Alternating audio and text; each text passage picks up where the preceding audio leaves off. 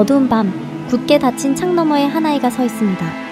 빛은 고요하고 공간은 평온하지만 아이의 굳게 담은 입술과 감정 없는 표정은 묘하게 낯설고 이상합니다. 그림을 가만히 들여다보면 묻고 싶어집니다. 이 아이는 대체 누구일까요? 이 그림은 네덜란드 화가 야곱 브렐의 작품입니다. 추운 날씨 때문인지 여인은 어깨까지 흰 천을 두르고 창가에 앉아있고 그와 대조적으로 아이는 얇은 옷 한 장만 걸친 채 차가운 창문 너머에 서 있습니다. 아이를 발견한 여인은 놀란 듯 자리에서 급히 일어났고 그 움직임에 의자는 뒤로 기울어졌죠. 그녀가 간절하게 뻗은 손끝은 유리 창문에 막혀 닿지 못한 채 멈춰 있습니다. 그런데 이 그림, 자세히 들여다보면 몇 가지 이상한 점이 있습니다. 이토록 어두운 밤에 아이는 왜 홀로 창밖에 서 있는 걸까요? 더군다나 이런 어둠 속에 어린아이 혼자 있다면 대부분의 아이는 공포심에 울음을 터뜨릴 거예요. 하지만 아이의 표정은 외로움도 두려움도 없이 그저 무표정한 고요만이 흐르고 있습니다. 더욱 이상한 건 이 창문이 바깥을 향한 창문이 아니라 다른 실내 공간과 연결된 내부 창문일 수 있다는 건데요.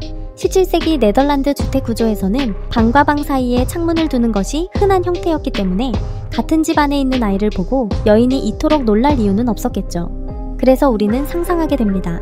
이 집에 나타나선 안 될 아이가 나타났구나. 혹시 저 아이는 이 세상에 존재하지 않는 건 아닐까? 라고요. 야곱 브렐의 그림 속에는 유독 창문이 자주 등장합니다. 하지만 그것은 바깥 세상과 실내를 연결하는 통로라기보다는 관계의 단절과 감정의 경계를 암시하는 장치처럼 보입니다. 그림 속 아이들은 언제나 공간의 중심이 아닌 가장자리에 위치하고 실제라기보다는 감정의 그림자처럼 떠다니죠. 투명한 유리창은 언제든지 창문을 열어 서로에게 닿을 수 있을 것 같지만 단호하게 나뉜 직사각형 창살 무늬는 그 너머의 존재와 결코 닿을 수 없도록 막고 있는 듯해요. 마치 유령처럼 보이는 창밖의 건조한 아이들과 온기가 가득한 실내 공간 사이를 철저히 차단하며 단절을 극대화하고 있어요. 비슷한 시기, 화가 페르메이르 역시 창과 실내를 자주 그렸습니다.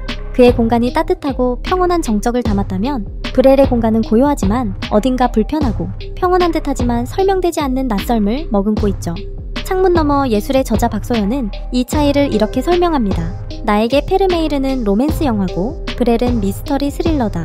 페르메이르의 인물들은 어떤 감정을 품고 있는지 유추할 수 있지만 브렐의 인물들은 그조차 허락하지 않죠. 보일 듯 보이지 않는 거리, 닿을 듯 닿지 않는 단절. 이 서늘한 거리감은 브렐 작품의 미스터리를 더욱 증폭시킵니다. 브렐의 침묵 속에는 끝내 말로 설명되지 않는 긴장과 사연이 숨겨져 있습니다. 이러한 질문과 해석의 실마리를 함께 풀어가는 책, 바로 창문 너머 예술입니다. 이 책의 저자인 MBC 아나운서 출신 아트 디렉터 박소연 작가는 예술 작품 속 창문이라는 장치를 통해 예술 감상과 내면 성찰이 겹쳐지는 깊은 독서 경험을 선사합니다.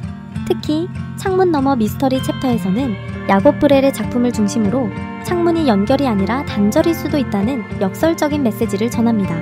그림 속 아이들은 실제인지 환상인지 알 수 없는 경계 위에 놓여 있으며 작가는 그를 통해 우리가 감추거나 외면해온 감정의 경계를 섬세하게 짚어냅니다. 그 여백은 독자의 감정과 상상력을 조용히 흔들고 예술을 바라보는 새로운 감각과 시선을 열어줍니다. 예술은 설명이 아니라 여백과 상상의 틈 속에 있으며 삶 또한 쉽게 설명되지 않는 미스터리이자 완성되지 않은 순간들 속에 예술과 인간다움이 깃들어 있습니다.